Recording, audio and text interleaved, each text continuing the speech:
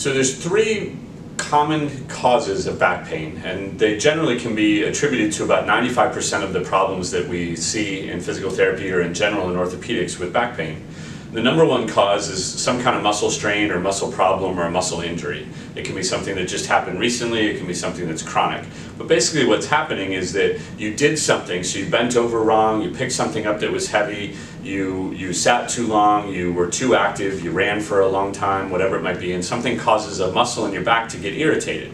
It gets irritated, it gets tight, it gets sore, and that'll generally produce the symptoms of tightness or stiffness, some achiness and soreness in your back. Understand there's a lot of muscles in your back, and when those muscles aren't in balance with each other, or when those muscles are overworked, or when they're not stretched out enough, they're not loose enough to do the activity that you're doing, those muscles, instead of stretching, they actually create more pressure down through the spine.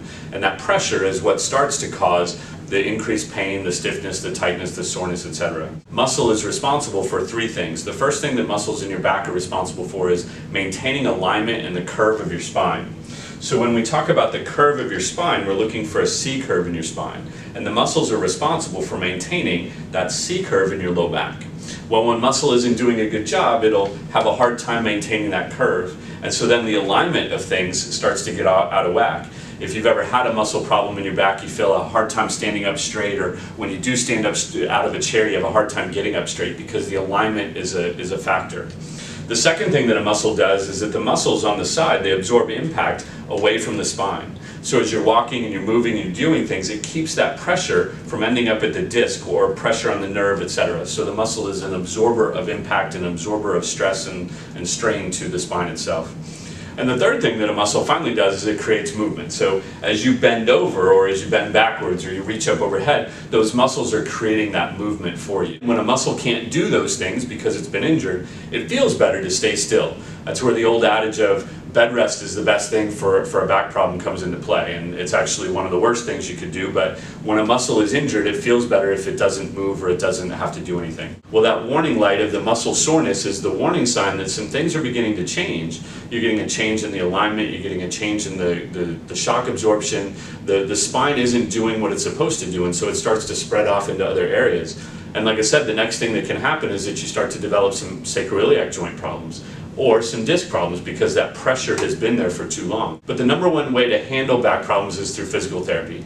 So here at Loudon Sports Therapy Center, our expert physical therapists are all expertly trained in handling low back problems.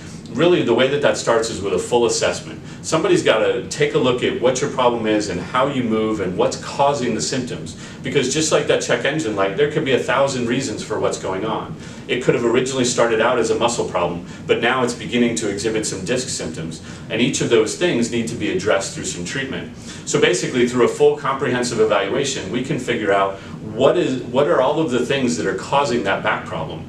Get you started on a regimen of things that's going to address them, so that number one, you start feeling better right away, but more importantly, number two, we address this problem before it has a chance to progress into something else.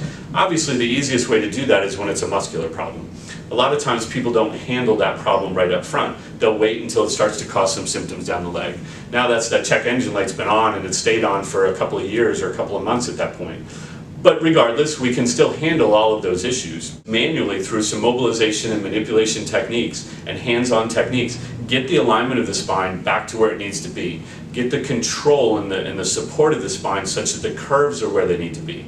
Get the muscles to be longer and looser. So yes, that's some exercise, but it's also some manual techniques and some other techniques that go into that as well, to getting those muscles to relieve the pressure on the spine, open up the spaces, get the pressure off of the nerve. Yes, get you feeling better, but by getting those curves back to where they need to be, the alignment back to where it needs to be, now it makes sure that this problem is not something that's more likely to occur in the future, or that's going to come back and cause you much greater problems in the future.